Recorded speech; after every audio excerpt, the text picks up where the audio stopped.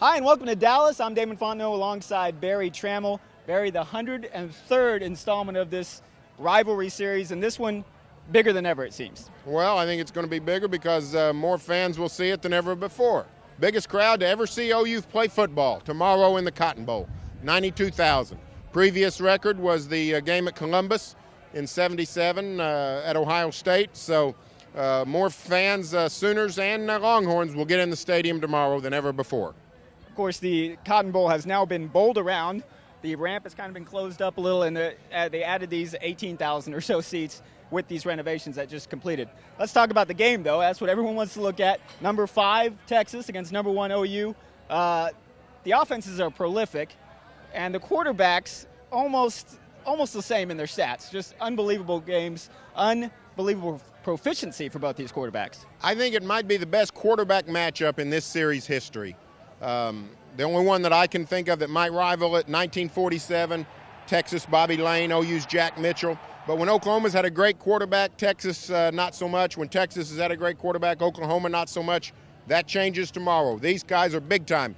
Both ESPN and the Scripps Howard Heisman polls have these guys ranked 2 and 3. Bradford 2, McCoy 3. So these guys are big. Bradford has a little better passing stats, but McCoy has better rushing stats. So very, very comparable quarterbacks. Well, let's touch on that whole rushing game, because OU has lacked a little. As good as their offensive line is, one of the best in the nation, or supposedly one of the best in the nation, they've done a great job protecting Bradford in the pocket. They haven't seemed to open up the holes that we're used to seeing for the running backs, DeMarco Murray especially. Well, Murray doesn't look as good as he did last year. The running game has not been as open as it was. The good news is neither has Texas's. I don't think either one of these teams are going to be in any mood to let the other team run. I think both quarterbacks are going to have to put the game on their shoulders, win it through the air. However, sometimes in Oklahoma, Texas, you have surprises. Sooners didn't look like a good running team coming down here in 2002, but they got that sprint draw play, and Quentin Griffin went for over 200 yards. So you never know what kind of wrinkles might await us.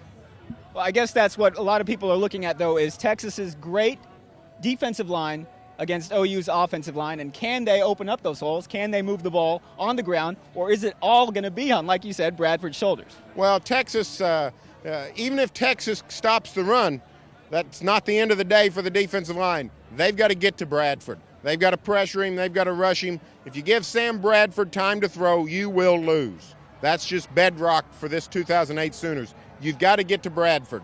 Texas is pretty good up front. If anybody can do it, it's Texas. But it'll be very difficult. Bradford, when he gets in the pocket, he's solid. He makes good decisions. He will beat you if you give him time to throw. And there is inexperience in both secondaries. OU's inexperience has not really shown this year. Texas is, I guess, a little more inexperienced in that secondary. Well, they are. They haven't been that tested.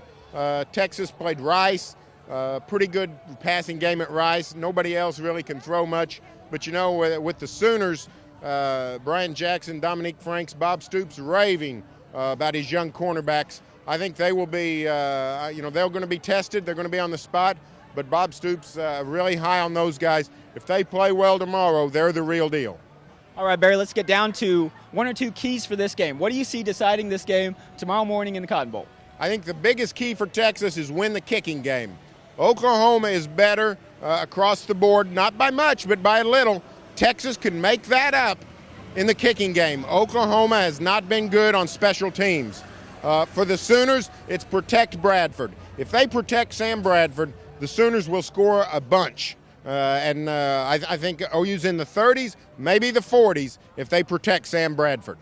Okay, well, let's put you on the spot. You've put this in the paper already anyway, but what is your prediction for the score tomorrow? I'm going to say 31-27.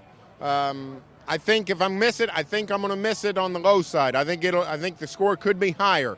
I think it's going to be a high-scoring game. Sooners win 31-27. I think Texas is a good team, but I think OU covers in this game, and I'm saying 38-24. I don't see anyone really stopping OU's offense. 31's not really stopping them, but you're almost surprised at this point if anyone can keep OU to 38 points. Well, that wraps it up. The revelry is in full swing here in Dallas, and the OU fans are ready to go. We'll see what happens. 11 a.m. in the Cotton Bowl in Dallas.